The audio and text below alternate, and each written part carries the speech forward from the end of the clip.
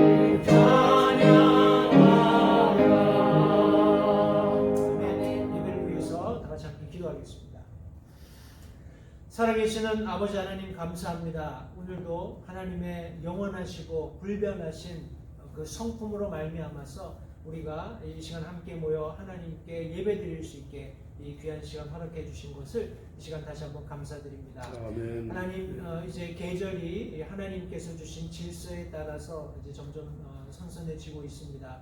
지난 수주간 무더위로 인해서 참 많은 고생들을 했고, 또 지금 캘리포니아 전 지역 또 세계적으로도 지금 불로 인해서 고통받고 있습니다.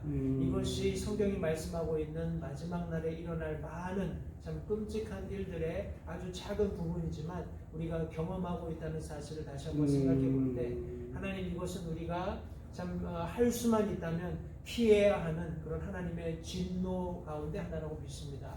하나님, 이것을 먼저는 우리가 이런 하나님이 쏟아부으시는 진노로부터 피할 수 있는 피난처가 되시는 예수 그리스도를 만나게 해주신 것을 다시 한번 감사드립니다. 그러나 여전히 이 세상에 많은 사람들이 죽어가고 있고 예수 그리스도 없이 영원한 지옥을 향해서 치닫고 있습니다. 하나님, 우리의 입술을 여시고 우리의 손을 사용하시고 우리의 발을 사용하셔서 하나님, 저들에게도 이 놀라운 참된 진리의 말씀이 증거될 수 있게끔 저와 우리 사랑하는 성도들을 주님 도구로 사용해 주시기 원합니다. 오늘 이 아침에 다시 한번 하나님의 말씀으로 되돌아가서 하나님의 말씀이 우리에게 무엇을 가르치시는지 우리가 듣기 원합니다. 하나님, 우리에게 들을 귀를 허락해 주시고 무엇보다도 성령 하나님께서 이곳에 함께 계심으로써 우리 안에서부터 하나님을 향한 사랑과 참 헌신이 쏟아져 나오는, 넘쳐 흐르는 그런 복된 예배가 될 수 있도록 주님 도와주시기 원합니다. 예배 시종을 다시 한번 주님께 의탁합니다. 주님께서 함께 하셔서 모든 영광을 홀로 받으시기를 다시 한번 간절히 바라오는데 예수님의 귀하신 이름으로 되었습니다. 아멘. 다 자리에 앉으셔서 찬송가 2장 함께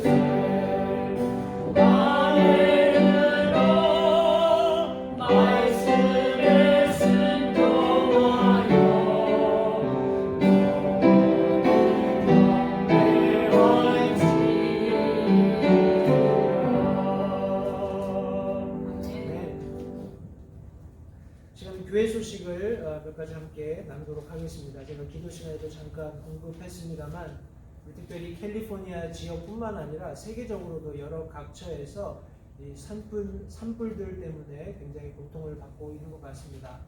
지난 수주간 우리 몸으로 경험하고 있죠. 매일 아침에 일어나면 차에 이렇게 하얗게 제가 앉아 있는 것을 성도님들 경험하셨을 텐데 하나님이 간섭하시지 않는다면 특별히 캘리포니아 같은 주에서는 아무리 물을 푸다가 진화 작업을 한다고 소방관들이 굉장히 수고하고 있습니다만 어떤 주에서는 0% 진화율을 보이기도 하고 10% 미만의 그런 미미한 그런 진화율을 보이고 있습니다. 우리 하나님께서 긍휼을 베풀어 주시고 물론 캘리포니아가 타주에 지지 않을 만큼 여러 가지 하나님이 싫어하시는 많은 일들을 하고 있고 그것을 합법화시키려고 하는 그런 모습들을 보이고 있습니다.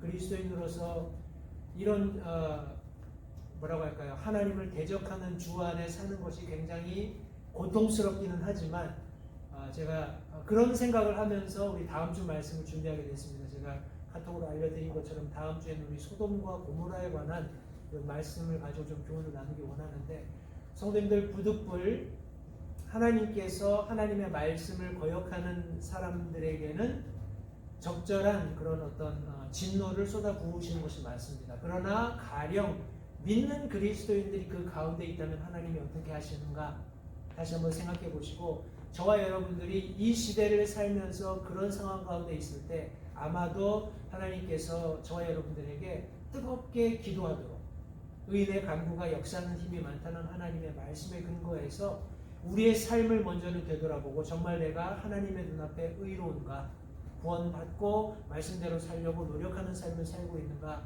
되돌아보시고 다시 한번 그런 겸손한 모습으로 하나님의 왕좌 앞에 나가서 때때로 도우시는 하나님의 은혜를 구하는 그런 지혜가 절실한 그런 시기에 살고 있다고 생각을 합니다. 성도님들 우리 캘리포니아에 있는 이런 어떤 천재 지역 하나님께서 지금 다스리고 계시는 이런 어떤 일련의 과정 속에 속히 하나님께서 이 진노를 거두어 주시도록 기도해야 하겠고 또 계속해서 제가 말씀드리는 것처럼 특별히 미국이라는 나라에 지금 11월 대선을 앞두고 여러 가지 첨예한 우리 제 표현이라면 그리스도인들과 비그리스도인들 혹은 하나님의 세력과 마귀 사탄의 세력, 정치적인 그런 어떤 관점이라면 우리 자유민주주의 진영과 공산주의 진영에 아주 불꽃 튀는 그런 지금 전쟁이 치열하게 이루어지고 있는 것을 우리들이 알고 있습니다. 물론 승리는 누구의 것인지 우리 이미 잘 알고 있지만 그런 전쟁의 와중에 우리 찬송가 가사에서처럼 우리 많은 성도들이 피 흘리며 전장에서 싸우고 있습니다. 우리 의료진들만 프론트 라이너들이 있는 것이 아니라 영적인 전투에서도 실제적으로 에베소서에서 언급하고 있는 하나님의 전신갑주를 취하고 영적인 안목으로 이 세상에 일어나는 일들을 보면서 영적인 전투를 치르고 있는 그런 영적인 지도자들이 있다는 것을 성도님들 기억하시고, 우리 적어도 미국 안에서는 도널드 트럼프 대통령을 위해서 또 도널드 트럼프 대통령을 우리 보좌하고 있는 정치 수반들, 그리고 지금 이 시대에 우리 모든 사람들이 2020년은 기억하고 싶지 않을 때지만 2020년 격두부터 시작해서 이 어려움에 직면해 있으면서 영적으로 하나님께서 밝은 그런 안목을 주시고 해서 영적인 전투를 치르고 있는 그런 교회 지도자들을 위해서 우리가 더 뜨겁게 기도해야 할 때라고 믿습니다. 다시 한번 성도님들께 기도를 부탁드립니다. 우리 캘리포니아에 일고 있는 이런 여러 가지 재앙들, 특별히 산불들을 하나님께서 속히 거두어가 주시도록 기도해 주시고, 우리 도널드 트럼프 대통령과 그 위정자들, 그리고 교회 지도자들을 위해서 계속해서 함께 기도해 주시기 바랍니다. 우리 로스앤젤레스 베프티스트 처치, 우리 스페니시 교회는 영어 사역과 함께 계속 우리 온라인 서비스를 계속 드렸었고요. 지난주에 우리 2주 전에 우리 라카 저희 교회 크리스천 스쿨 졸업식을 기화로 해서 지난주에 굉장히 역사적인 그런 무더위에도 불구하고 우리 야외에서 함께 예배를 드림으로써 하나님께서 어떤 뭐라고 할까요? 영적인 돌파구라고 할까요? 하나님을 예배하는 것에 있어서 좀 이렇게 firm한 파운데이션, 아주 견고한 그런 기초를 주셨다고 생각을 합니다. 그래서 목사님이 결단하시고 이제 오늘 다시 이제 실내에서 예배를 드립니다. 이제 산불로 인해서 이 공기 질도 나빠지고 재도 날리고 하기 때문에 밖에서 예배 드리려고 계획을 하고 계시다가 이제 실내로 예배를 옮겨서 드리고 있습니다. 계속해서 이 리오프닝 프로시저가 여기 지금 나와 있는 것처럼 뭐 코로나 바이러스 관련된 어떤 방역 수칙들 이런 것들을 잘 지켜가면서 우리 교회가 리오픈하는 그런 과정 가운데 하나님께서 힘을 주셔서 지속될 수 있게 성도님들 기도해 주시면 감사하겠습니다. 저희는 당분간 뭐 영어 우리 스페니시 사역과 영어 사역이 계속 번갈아 가면서 우리 메인 예배당을 사용하고 있고요. 우리 영어 예배에서 썬데이 스쿨을 별도로 갖지 않는 이상 저희는 계속 이 방에서 예배를 드리도록 하겠습니다.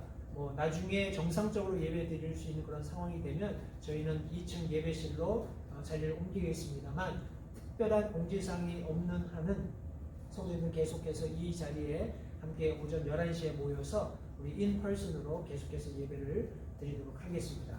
계속해서 교회 예배를 위해서 기도해 주시면 감사하겠습니다.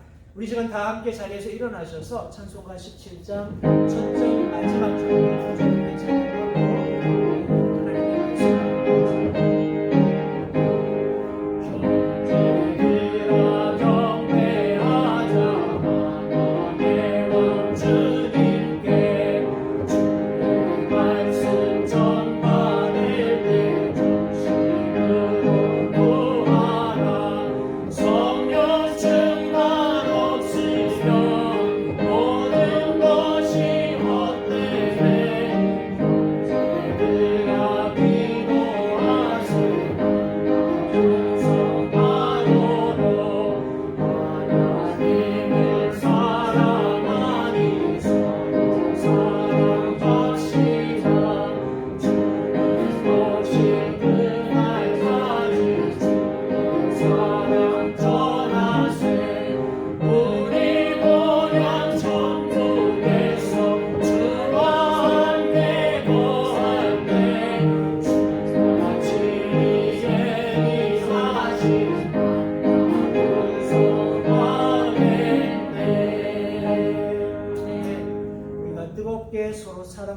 함께 모여 예배드리는 것은 우리가 이 훈련을 부지런히 해야 우리가 영원한 본향에 이르렀을 때 이것이구나 하는 그런 어떤 감격이 있을 수 있기 때문에 더 힘써서 우리가 예배드려야 하고 있습니다.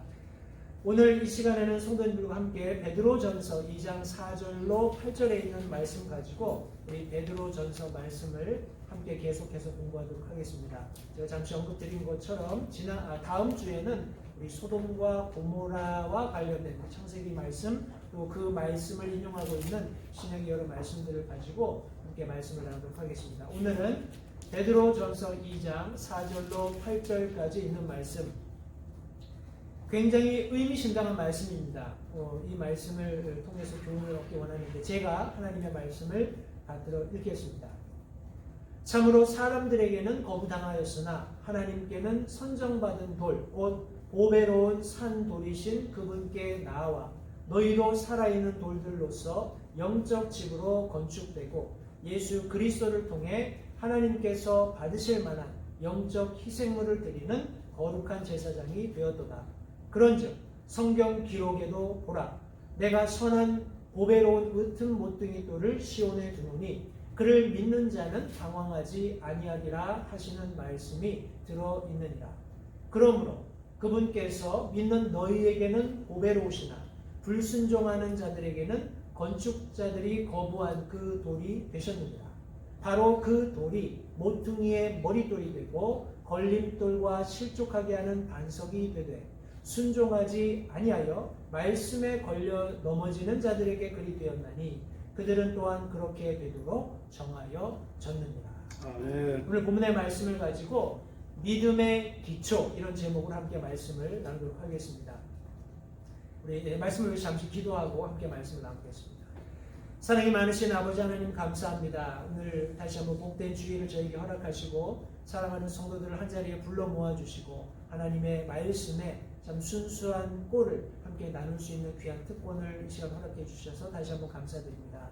하나님 바라기는 우리가 말세의 마지막 때를 살고 있는 이 시점에 다시 한번 하나님의 말씀이 우리 믿는 그리스도인들이 어떠한 삶을 살아야 하는지를 하나님께서 이 아침에 말씀을 통해서 교훈하시기 원합니다. 특별히 사도 베드로를 통해서 참 초대교회 성도들이 고난받는 그 시점에 이와 같이 아름다운 말씀으로 저들을 격려하면서 다시금 저들의 믿음의 기초를 견고히 하는 그런 아름다운 모습을 우리가 하나님의 말씀을 통해서 보면서 다시금 우리의 믿음의 기초도 견고히 하기를 이 시간 간절히 원합니다. 하나님께서 친히 기록하신 이 말씀을 사용하셔서 이 아침에 사랑하는 성도들에게 참 풍성한 꼴을 공급해 주심으로써 우리의 믿음이 굳건한 토 위에 다시 한번 세워지는 그런 귀한 시간이 되도록 주님 도와주시기 원합니다. 말씀 전하는 소종을 주님께 의탁드리오니 주님께서 용천대로 사용하셔서 하나님 홀로 영광 받으시기를 간절히 바라오며 예수님의 귀하신 이름으로 기도했습니다. 아멘. 자리에 앉으십시오. 성도님들 여기 화면에 보시면 제가 믿음의 기초라는 그런 말씀의 제목을 정하면서 그 옆에 이게 이 게임을 혹시 해보신 분들이 있는지 모르겠습니다. 우리 젠가라는 게임입니다. 이 젠가라는 게임은 여러 가지 작은 나무 조각들을 이렇게 가로로 3개, 세로로 3개 해서 쭉 쌓아 올려놓고 가만히 보면 이 나무들의 높이들이 조금씩 차이가 납니다. 그래서 이렇게 빼면은 빠지는 게 있어요. 그러면 그 나무를 조심스럽게 빼서 맨 위에다 올려놓는 겁니다. 그래서 이 불규칙적으로 쌓아 올려진 이 탑이 무너질 때 그 마지막 피스를 올려놓은 사람이 이제 뭐라고 하나요? 지는 그런 게임입니다. 뭐 여러 사람이 같이 돌아가면서 이렇게 턴을 해서 할 수 있는 게임인데 제가 저 게임을 올려놓은 게임을 우리 오늘 말씀 주제와 함께 올려놓은 이유는 우리 오늘날을 살아가는 많은 그리스도인들도 자신의 신앙을 마치 젠가 게임 하듯이 그렇게 쌓아 올려가고 있지 않나 하는 생각이 들어서 저 그림을 제가 함께 말씀 주제와 함께 여러분 스크린에 올려놓았습니다. 성도님, 우리 신앙생활을 하다 보면 여러 가지들이 그런 신앙생활을 하는데 이슈가 될 수 있습니다. 어떤 인물이 될 수도 있고요. 어떤 사건이 될 수도 있고 여러 가지 다양한 그런 이슈들이 우리 그리스도인으로서 믿음 생활을 하다 보면 우리 그런 믿음의 journey, 믿음의 여정 가운데 이렇게 등장하게 됩니다. 그러면 그걸 붙잡고 그걸 해결해 보겠다고 아둥바둥하면서 그 피스를 끄집어내가지고 이제 내가 이걸 해결했다 하고 자기 믿음의 어떤 뭐라고 할까요? 그걸 뭐라고 하죠? 전쟁에 이겨서 이렇게 딱 보여주는 걸 뭐라고 하나요? 그런 어떤 상징으로 이렇게 자기 신앙에다 올려놓습니다. 내가 이 어려운 문제를 풀었다. 내가 이 인물에 관한 성경 연구를 통해서 이런 걸 해결했다.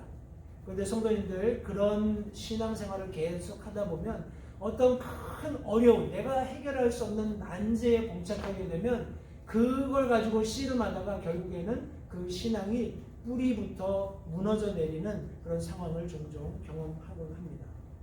과연 저와 여러분들의 믿음은 이런 젠가 게임 하듯이 그런 어떤 이슈 중심으로 지금 우리의 믿음 생활을 하고 있는지, 아니면 견고한 반석이 되시는 예수 그리스도를 바탕으로 우리의 신앙을 세워가고 있는지 다시 한번 우리 자신을 되돌아보았으면 하는 생각이 들어서 서론의 이 말씀을 좀 드립니다. 우리 오늘 사도 베드로가 우리 베드로전서 1장 1절에 언급된 것처럼 본도, 갈라디아, 갑바도기아, 아시아, 비두니아, 우리 오늘날의 터키 지역에 아주 두루 흩어져 있는 나그네와 같은, 그러나 성령의 구별하심을 받아서 하나님 아버지의 미리 하심에 따라 선택받고 순종함과 예수 그리스도의 핏부림에 이른 자들에게 지금 이와 같은, 성도님들 한번 생각해 보십시오. 우리가 이 몇 절 안 되는 짧은, 우리가 읽으면은 1분, 2분이면 다 읽을 수 있는 이런 짧은 내용을 우리는 한 시간에 걸쳐서 이것을 분해하고 설명하고 신학적으로, 교리적으로 따지고 해서 이렇게 설명을 하지만, 성도님들 그 당시에 사도 베드로가 우리 이런 흩어져 고난받고 있는 성도들에게 이런 말을 했을 때 과연 그들에게는 어떤 의미가 있었을지, 과연 사도 베드로가 전해주었던 이 말씀, 이 모퉁이 돌이라는 이 코너스톤, 그리고 뭐라고 하나요? 우리 한글로 여러 가지 표현이 있는데 모퉁이 돌이다, 머릿돌이다, 기초석이다 하는 이런 모든 다양한 표현들을 가지고 예수 그리스도를 설명하고 있습니다. 그리고 우리 믿지 않는 사람들에게는 걸림돌이 되기도 하고 실족하게 하는 반석이 되기도 하는, 오늘날에 굉장히 많은 혼돈을 가져다 주고 있는 그런 내용을 사도 베드로가 간략하지만 우리 믿는 그리스도인들, 고난받는 그리스도인들에게 전달해 주었을 때 과연 그들에게 얼마나 큰 격려가 되었고 그들에게 얼마나 큰 동기부여가 되었는지 하는 것을 생각하면서 오늘 이 말씀을 성도님과 함께 나누기 원합니다. 이 말씀을 살펴보기 위해서는 부득불 이 말씀과 관련해서 굉장히 큰 혼란을 야기했던, 물론 사도 베드로 자신이 야기한 건 아닙니다. 그 후 세대의 사람들이 예수님께서 마태복음에서 하셨던 그 말씀을 가지고 혼돈을 일으켰기 때문에 벌어진 일이지만, 우리 마태복음 16장에 있는 말씀을 우리가 짚고 넘어가지 않을 수 없습니다. 우리가 잘 아는 내용이죠. 예수님께서 사람들이 나를 누구라고 하느냐라고 제자들에게 물으셨고 제자들이 이런저런 대답을 했습니다. 그때 예수님께서 그러나 사람들이 그렇게 얘기하는 거는 일단 놔두고 그러면 너희는 나를 누구라 하느냐? 라고 예수님께서 질문하십니다. 그때 우리 시몬 베드로가 대답하여 이르되 주는 그리스도시요 살아계신 하나님의 아들이시니이다 라는 굉장히 확고한 그리고 정확한 대답을 예수님께 하게 됩니다. 그때 예수님께서 그에게 이렇게 대답하십니다. 바요나 시몬아 내가 복이 있도다. 그것을 내게 계시한 이는 살과 피가 아니요 하늘에 계신 내 아버지시니라 라고 말씀하십니다. 그러면서 또 내가 내게 이르노니 너는 베드로라, 페트로스, 너는 돌멩이다 라고 말씀하셨어요. 그러면서 이 반석 위에, 페트라, 이 반석 위에 내가 내 교회를 세우리니 지옥의 문들이 그것들을 이기지 못하리라. 내가 하늘의 왕국의 열쇠들을 내게 주리니 무엇이든지 내가 땅에서 묶으면 그것이 하늘에서 묶일 것이요 무엇이든지 내가 땅에서 풀면 그것이 하늘에서 풀리리라 하시고 그때 자기 제자들에게 명하사 자기가 그리스도 예수인 것을 그들이 아무에게도 말하지 못하게 하십니다. 우리 이 스토리 조금 이후에 보면 우리 베드로가 예수님께 책망받는 내용이 나옵니다. 아마 모두 기억하실 겁니다. 예수님께서 고난받으시고 십자가에 달리신 모든 일들을 말씀하셨을 때 예수님 그렇게 될 수 없습니다 했을 때 사탄아 내 뒤로 물러가라 하는 베드로를 향해서 예수님께서 그런 말씀을 하시는 내용을 성도님들 잘 알고 계실 텐데요. 어떤 부분에서는 오늘 우리가 읽었던 본문 베드로 후서 2장 4절부터 8절의 말씀은 여기 예수님께서 너는 페트로스, 너는 작은 돌멩이다. 그런데 그 말씀에 연이어서 이 반석 위에 페트라, 이 반석 위에 내가 내 교회를 세울 것이다 라는 이 말씀을 바로 붙어있기 때문에 후세 사람들이 예수님께서 우리 베드로를 기초로 해서 그분의 교회를 세운다고 말씀하신 것이다 해서 우리 이런 뭐라고 할까요? 잘못된 인물에 대한 해석을 가지고 시작된 종파라고 해야 되나요? 그런 종교 집단이 있다고 하면 바로 지금 로마 캐톨릭입니다. 로마 캐톨릭이 성도님들 얼마나 큰 업적을 쌓든지 얼마나 큰 그런 어떤 사람들로부터 평판을 얻든지 간에 그들의 기초가 잘못된 사람 위에 놓였기 때문에 언젠가는 그 균형을 분명히 잃고 일순간에 무너져 내릴 것이라는 것을 우리가 얼마든지 짐작해 볼 수 있습니다. 여기서 예수님께서 말씀하신 이 반석 위에는 그 혼돈을 야기시켰던 본인 예수님께서 페트로스 너는 돌멩이야 라고 얘기한 이 사람의 해석에서 찾아볼 수 있다는 겁니다. 오늘 본문 말씀을 보시면 베드로는 자신이 반석이라고 절대 얘기하지 않았습니다. 베드로는 자신이 모퉁이 돌이거나 자신이 머릿돌이거나 자신이 기초석이 된다고 말한 적이 없습니다. 계속해서 예수 그리스도께서 모퉁이 돌이 되시고 예수 그리스도께서 머릿돌이 되시고 예수 그리스도께서 하나님께서 세우시는 건축의 기초돌이 된다는 것을 계속 강조하고 있습니다. 성도님들 다시 한번요. 우리가 어떤 인물 혹은 사건 어떤 이슈들을 가지고 우리의 믿음을 그 위에 세우는 것은 위험천만한 일이라는 사실을 다시 한번 잊지 마시기 바랍니다.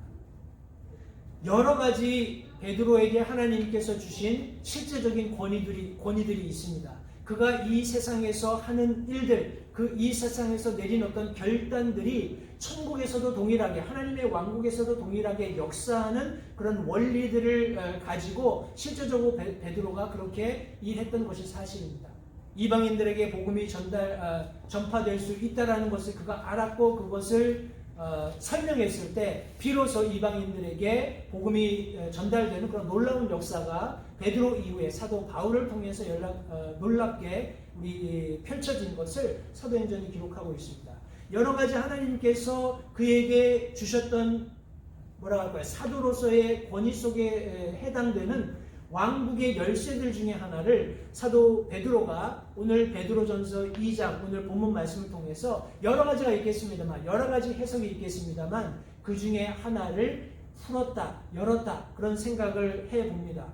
성도님들 나 자신이 그래 맞아 예수님께서 그렇게 말씀하셨으니까 내가 바로 왕국에 들어가는 어떤 기초석이야 내가 바로 그 사람이야 가령 베드로가 그렇게 얘기했다면 모든 사람들을 패망하게 하는 잘못된 열쇠를 쥐고 아마 잘못된 문을 열었을지 모릅니다. 그러나 오늘 본문의 말씀을 통해서 사도 베드로가 다시 한번 우리 고통받으면서 터키 지역에 오늘날 터키 지역에 흩어져 있는 성도들에게 강조하고 있는 것이 무엇인지를 이 아침에 조명해 보기 원합니다. 그것이 우리의 믿음의 기초와 굉장히 밀접한 관계가 있기 때문에 오늘 성도님들 마음의 문을 활짝 여시고 말씀에 집중해 주시기를 부탁을 드립니다. 우리 이쪽 뒷문으로 나가셔서 교회 저희들이 계속 교회 주차장으로 예배드리러 들어오기 때문에 여러분들 여기가 정문이라고 생각하실 수 있는데 정문은 이쪽이 아닙니다. 정문은 이쪽에 있습니다. 반대쪽에 교회 정문은 이쪽이고요. 이렇게 돌아 나가시면 교회 정문이 있고 그 정문 옆에 보면 이렇게 Wadsworth Church of God, 이게 과거에는 1945년도에 그 이전에 모임이 있었던 것 같아요. 그리고 이 건물이 첫 기초석이 놓여진 것이 1945년인 것 같습니다.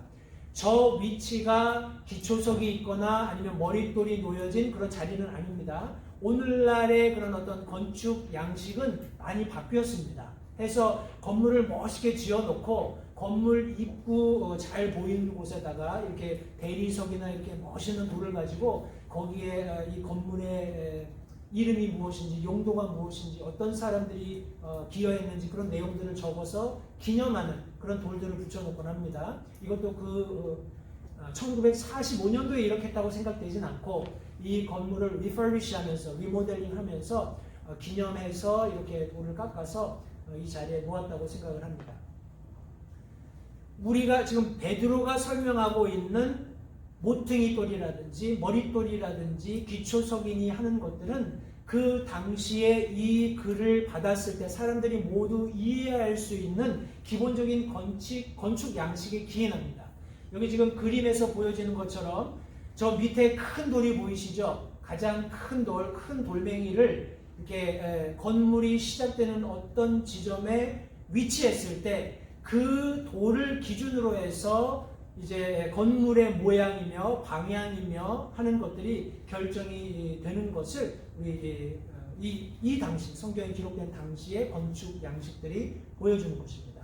그래서 오늘 이런 개념으로 우리가 오늘날 알고 있는 그런 머릿돌이니 그런 개념이 아니고 이 당시에 성경에 기록되었을, 그리고 이 성경을 받는 수신자들이 이해할 수 있는 그 당시의 건축 양식을 기초로 해서 성도님들 우리가 오늘 말씀 함께 상고해 보기 원합니다.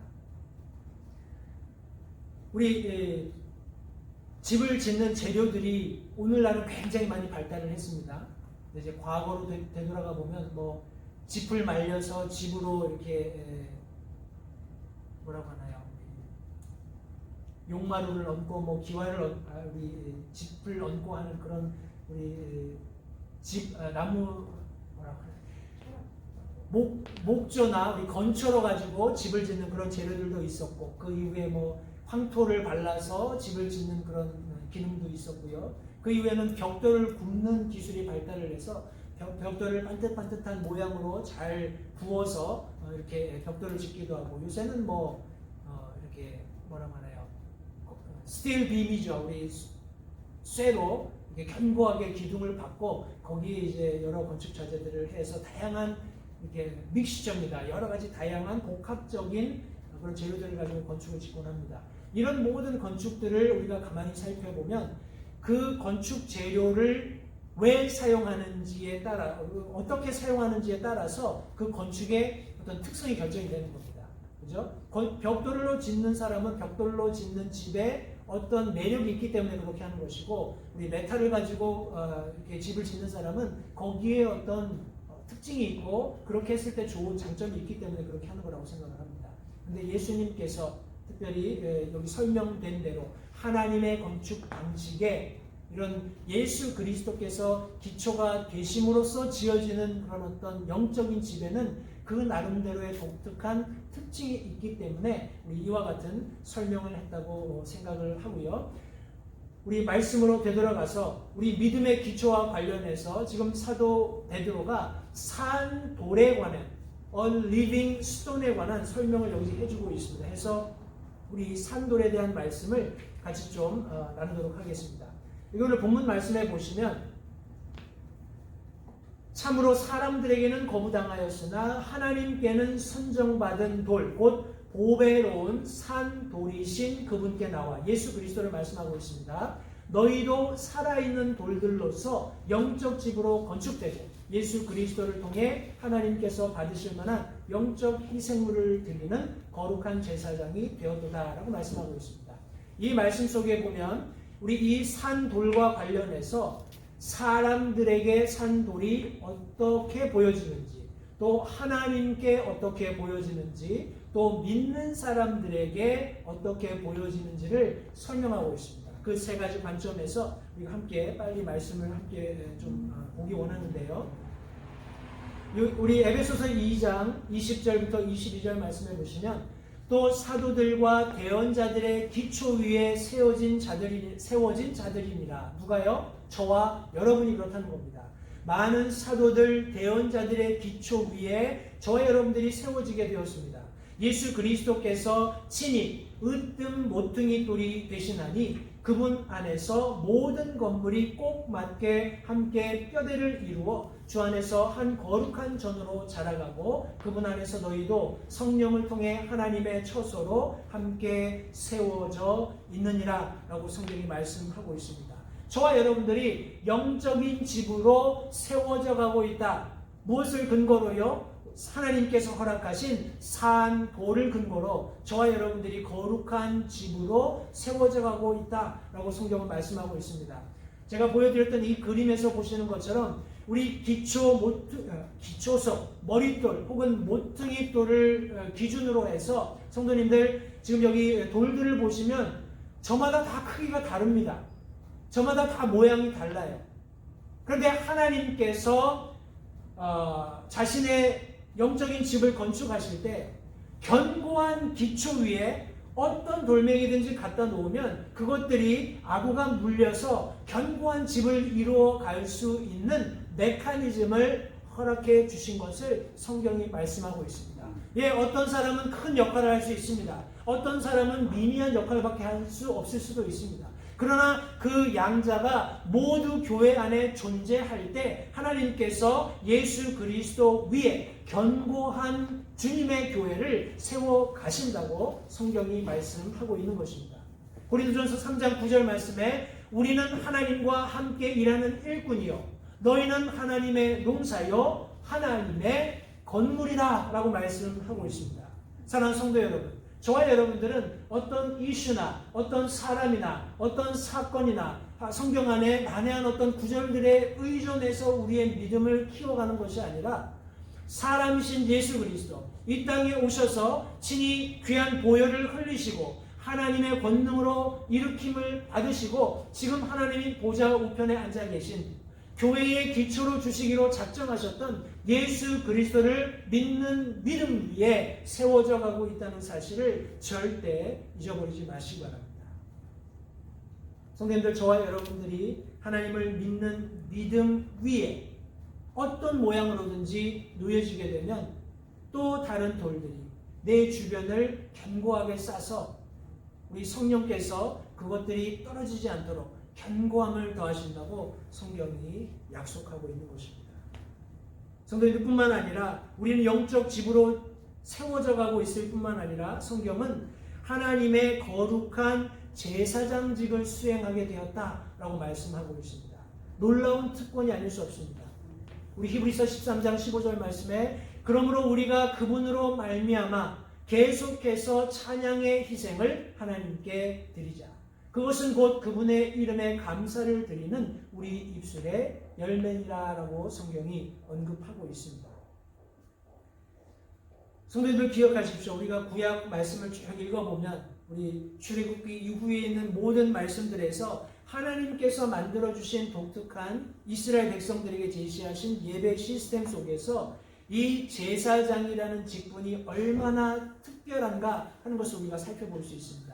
제사장은 가다가 너 잘생겼다. 아니면 너는 가문이 출중하다. 너는 좀 재력이 있구나. 말 주변이 되는구나. 이래서 하나님께서 제사장직을 주시는 것이 아니라 성별된, 다시 말해서 하나님께서 구별하신 특별한 지파와 어떤 족속들 안에서만 그 일이 가능하다는 것을 우리 너무나 잘 알고 있습니다. 그렇게 제사장 어떤 민족이 제사장 어떤 직분을 수행할 수 있는 그런 개인이 되었을 때, 내가 제사장 그런 어떤 지파에 속했으니까 내가 제사를 드려야지. 이렇게 내가 자원한다고 되는 것도 아닙니다. 그 이후에 하나님께서 그들을 성별하는 예식을 허락해 주셨어요. 어떻게 그들이 옷을 입어야 되고, 그들의 삶은 어떠해야 하고, 또 예배를 드릴 때 과정은 어떠해야 하고, 순서는 어떠해야 하고, 여러 다양한 하나님 앞에 예배 드리는 주체로서의 어떤 역할들을 구체적으로 성경에 설명해 놓으셨습니다. 사랑하는 성도 여러분들, 저와 여러분들도 동일한 원리가 적용된다는 것을 잊지 마시기 바랍니다. 그때처럼 우리가 뭐 어떻게 옷을 입어야 되고 어떤 절차를 따라야 하고 이런 차원에서가 아니라 먼저는 저와 여러분들이 성별되어야 한다는 것입니다. 내가 예수 그리스도로 말미암아 그분의 기초 위에, 그분의 터 위에 세워져 갈 수 있는 놀라운 특권을 받았다는 분명한 구원의 확신을 근거로 이제 우리가 하나님 앞에 나가서 하나님께서 이루신 그 놀라운 일, 예수 그리스도께서 내가 그렇게 하나님의 건축의 일부분으로서 하나님과 하나님의 놀라운 영광을 위해서 세워져 갈 수 있다라는 그런 특권을 허락해 주신 것에 대한 감사와 감격을 표현할 수 있도록 허락해 주셨다는 것을 내가 자각할 때만이 성도님들 우리에게 찬양을 드리는 그런 놀라운 제사장으로서의 특권이 주어진다는 사실을 잊지 마시기 바랍니다. 우리가 잘 아는 로마서 12장 1절 말씀에 그러므로 형제들아 내가 하나님의 긍휼을 힘입어 너희에게 간청하노니 너희는 너희 몸을 거룩하고 하나님께서 받으실 만한 살아있는 희생물로 드리라. 그것이 너희의 합당한 섬김이다 라고 말씀하고 있습니다. 성도님도 우리가 피차 서로를 섬기는 것, 또 예배 가운데에서 여러 모양으로 보이건 보이지 않건 하나님의 예배가 풍성하게 하나님께 드려지도록 우리가 섬기는 이런 모든 일련의 모습들은 우리 구약 성경이 말씀하고 있는 제사장의 그것들과 다르지 않다는 것을 성도님들 잊지 마시기 바랍니다. 성막을 나르는 것, 또 성막을 설치하는 것, 또 그 안에 여러 가지 다양한 기구들을 배치하는 것, 성도님들 그 어떤 것 하나도 가벼이 다룰 수 없습니다. 우리가 나중에 우리 다윗 시대에 있었던 그런 성막 옮기는 과정 가운데에서 우리 잘못 성막을 다룸으로써 하나님께서 그 생명을 취해 가시는 것을 성경이 말씀하고 있습니다. 성도님들 오늘날 가령 하나님께서 이렇게 예배드려라. 교회 안에서 너희가 이렇게 예배해야 한다. 라고 가령 말씀을 하셨는데 우리가 깜빡 잊고 뭔가 하나를 실수를 했다면 실수를 해서 하나님이 우리의 생명을 취해 가셔야 한다면 먼저는 제가 여기 서 있을 수 있을까 하는 생각을 합니다. 불가능하겠죠. 감사하게도 저와 여러분들은 은혜 시대에 태어났고 하나님의 놀라우신 은혜 가운데에서 엄청난 과거에 어떤 사람들도 경험하지 못했던 은혜를 경험하면서 살아계신 하나님을 찬양하고 있다는 사실을 성도님 잊지 마시기 바랍니다. 저와 여러분들은 하나님께서 받으실 만한 예배를 드려야 하는데 우리가 하나님이 받으실 만한 예배를 드릴 수 있는 제사장이 될 수 있는 유일한 제사장직을 감당할 수 있는 유일한 근거가 되시는 분이 바로 예수 그리스도심을 성도님들 잊지 마시기 바랍니다. 이분이 저와 여러분들에게 살아있는 돌, 살아있는 기초석으로 주어졌다는 것을 기억하시기 바랍니다. 우리 사도 베드로가 6절 말씀에 성경 기록에도 라고 인용한 이 구절은 우리 이사야서 28장 16절 말씀을 의미합니다. 여기 두 말씀을 비교해 보면 조금 차이가 있습니다. 그래서 어떤 사람들은 그런 얘기를 합니다. 제가 신학교 다닐 때 이제 그런 다소 우문이지만 그 당시에는 정말 그런가 하는 생각을 했을 정도로 일리 있는 그런 질문이었어요. 이제 질문의 내용이 뭐였냐면 간혹 우리가 신약 말씀을 읽다 보면 구약 말씀을 인용하는 경우들이 많이 있죠. 예수님께서도 그렇게 하셨고 다른 사도들도 여러 가지 구약의 말씀들을 인용을 하면서 자기가 지금 그런 수신자들에게 하고자 하는 내용의 말씀을 뭐라고 할까요? 이중적으로 검증하는 이것이 내 얘기가 아니라 성경의 말씀이다 하는 그런 어떤 차원에서 설명한 내용들을 우리가 종종 발견을 합니다. 오늘 이 말씀에서 제 그 질문의 요지가 뭐였냐면 이게 신약에서 성경 말씀을 인용을 하는데 왜 구약의 말씀을 똑같이 인용을 안 하냐? 이 사람들이 그 당시에 성경을 대충 알았던 것이 아니냐? 혹은 다른 사본을 사용했던 것이 아니냐? 이런 취지의 어떤 질문이었습니다. 오늘 이 베드로가 인용하고 있는 말씀을 보시면 성경 기록에도 보라 하면서 이사야 26장 16절 말씀 인용하는데 내가 선택한 보배로운 으뜸 모퉁이 돌을 시온에 두노니 그를 믿는 자는 당황하지 아니하리라 라는 말씀에 있다라는 거예요. 근데 이사야서 28장 16절 말씀에 보시면 이사야가 그러므로 주 하나님이 이같이 말하노라. 보라, 내가 한 돌을 시온에 두어 기초로 삼으리니 곧 단련한 돌이요 보배로운 모퉁이 돌이며 견고한 기초로다. 믿는 자는 다급하지 아니하리로다. 라는 이런 말씀을 하고 있습니다. 아니, 베드로가 인용을 하려면 이 말씀을 잘 암송을 해가지고 한글 한자도 안 틀리게, 토시도 안 틀리게 해서 정확하게 이렇게 인용을 해야지 왜 이렇게 아무렇게나 인용을 했냐 이렇게 생각할 수 있어요. 그런데 우리 하나님의 말씀을 우리가 접할 때 물론 하나님의 말씀이 저자들을 성령께서 감동하셔서 그 당시에 그 저자들이 하나님의 말씀을 기록한 자기의 어떤 생각이나 자기의 그런 어떤 철학을 기록한 것이 아니라 하나님의 말씀을 기록하신 것을 저희들이 우리 성경을 대할 때 그 사실을 믿는데 그 어떤 뭐라고 할까요? 생각을 인간적인 관점에서 하다 보면 그런 의문이 들 수도 있습니다. 제가 말씀드리고자 하는 핵심은 무엇이냐면 제가 어디 말씀인지 제가 정확히 기억이 안 나는데 우리 사도 바울이 교회 성도들에게 고린도 교회 성도들에게 편지를 하면서 나도 사도로서의 권위가 있다. 베드로만 아내랑 같이 다닐 권리가 있겠냐? 그 사람만 일하지 않는 권리가 있겠냐? 얘기하면서 구약 말씀을 인용합니다. 구약 말씀을 인용하는데 그 인용했던 말씀이 뭐냐면 일하는 소의 입에 멍에를 씌우지 말라. 이런 이제 인용 말씀을 하면서 부지런히 사역을 위해서 일하는 사람이 그 사역에서 어떤 파이낸스적인 서포트를 받는 것은 너무나 당연한 것이다 하면서 그러나 나는 내가 스스로 일해서 자급자족하고 있다. 이런 어떤 취지의 말씀을 했습니다.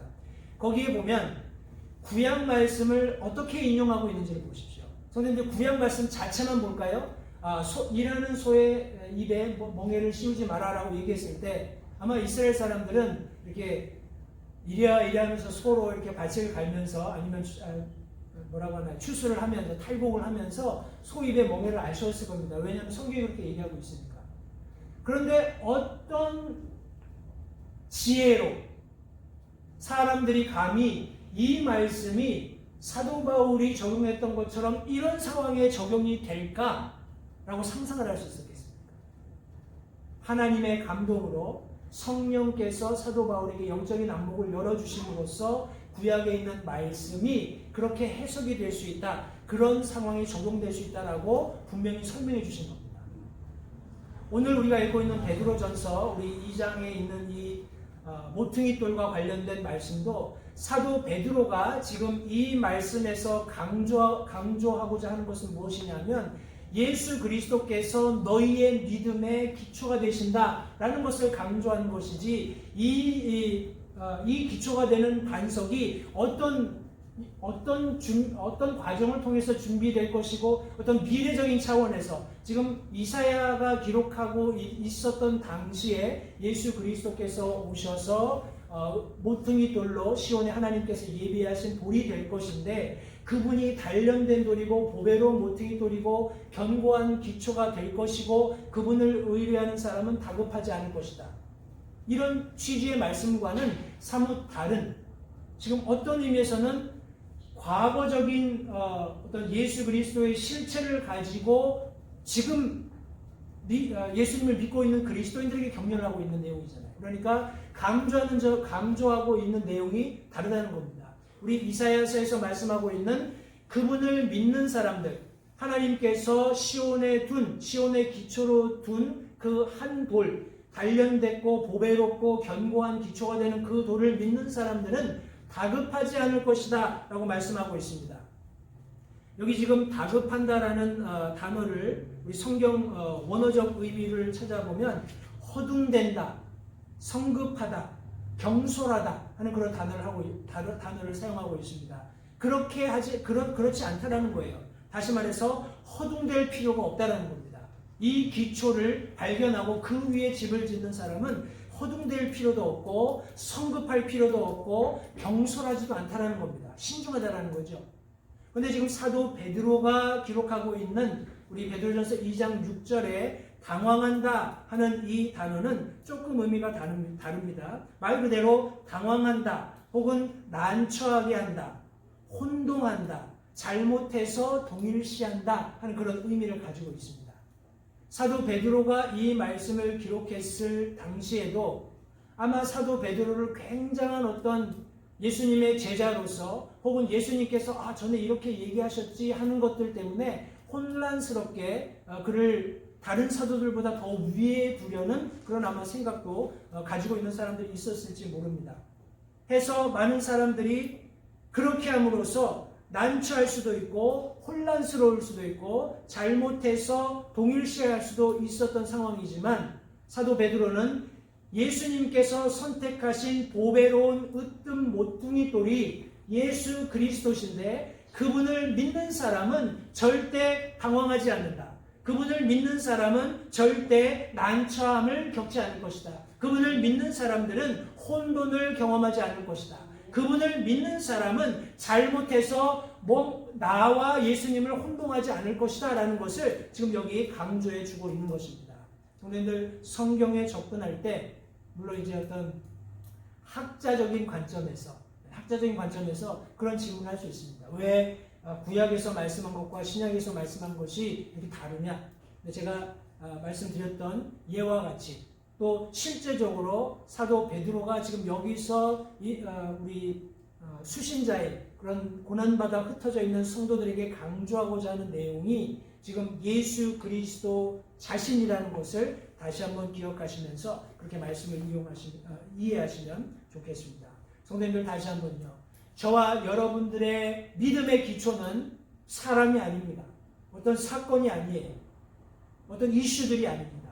바로 하나님께서 선정하신, 하나님께 보배로운, 하나님께 아주 특별한 예수 그리스도시라는 것을 성도님들 기억하시기 바랍니다. 아멘. 사람들은 거부했습니다. 사람들은 거절했어요. 저들은 아무짝에 쓸모가 없다. 저들은 모양이 너무 이상해. 여러 가지 이유에서 이 돌을 거부했습니다. 그런데 하나님께서 그 거부된 돌을 취하셔서 자신에게 보배로운, 자신에게 특별한, 자신에게 선정된 돌로 삼으셔서 하나님께서 세우기 원하시는 영적 건축물의 모퉁이 돌로, 머릿돌로, 기초석으로 삼으셨다는 것을 성도님들 잊지 마시고. 아멘. 두 번째, 성경이 말씀하고 있는 좀 관점을 살펴보겠습니다. 조금 더 제가 앞서 말씀드렸던 것을 디테일하게 좀 설명을 드리고 싶은데, 우리 믿는 자들에게, 우리 성경 말씀해 보시면 믿는 자들에게는 보배롭다라고 성경이 말씀하고 있습니다. 다시 본문으로 돌아가셔서 우리 사람들에게는 거부당했지만 하나님께는 선정받은 돌이고 선정받은 돌, 곧 보배로운 산돌이신 그분께 나와서 우리가 이렇게 놀라운 특권을 누린다라고 성경이 말씀하면서, 죄송합니다. 제가 본문 말씀을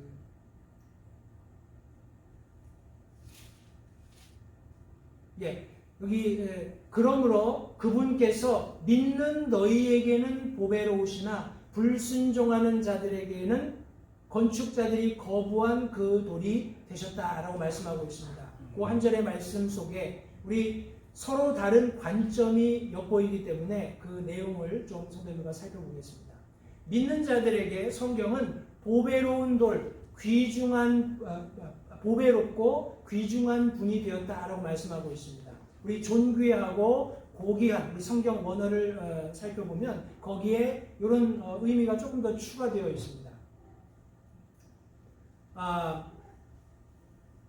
우리 누가복음 14장 8절 말씀해 보시면, 제가 화면에는 띄우지 않겠습니다만 성경이 있으시면 우리 누가복음 우리 14장 8절 말씀을 같이 한번 보겠습니다. 누가복음 14장 8절 말씀해 보시면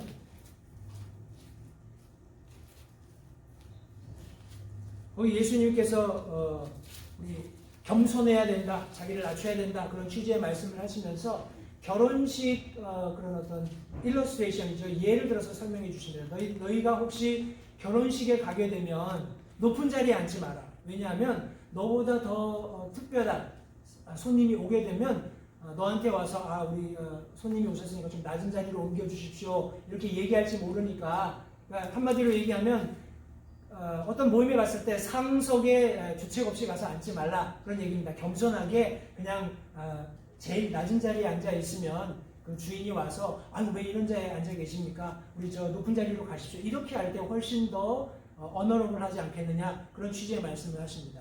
거기에 보면 우리 이 honorable이라는 단어가 나옵니다. 성도님들, 예수님께서 저와 여러분들에게 그런 분이 되셔야 된다는 겁니다.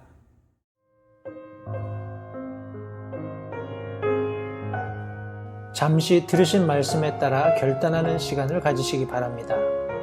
하나님께서 무엇을 말씀하시든지 따르기로 결단하십시오. 하나님께서는 순종하는 자들을 존중하십니다. 아직 예수님을 개인의 구주로 영접하신 사실이 없으시다면 자신이 죄인됨을 인정하며 하나님께 나오는 자들을 하나님께서 받아주신다는 확실한 말씀에 근거하여 다음과 같이 기도하십시오. 하나님, 나는 죄인입니다. 나는 내 죄로 인해 죽을 수밖에 없음을 압니다. 그러나 예수님께서 내 죄를 위해 십자가에서 피 흘려 죽으시고 사흘 만에 다시 살아나셔서 내 죄값을 모두 지불하셨고 내게 새로운 생명을 약속하셨음을 믿습니다. 지금 이 순간 예수님을 내 마음에 모셔드립니다. 내 마음에 오셔서 나의 주와 그리스도가 되어주십시오. 예수님 이름으로 기도했습니다. 다음과 같이 기도하셨다면 여러분은 성경 말씀대로 구원을 받으셨습니다. 계속해서 주 안에서 함께 자라가는 복된 교제가 있기를 간절히 바랍니다.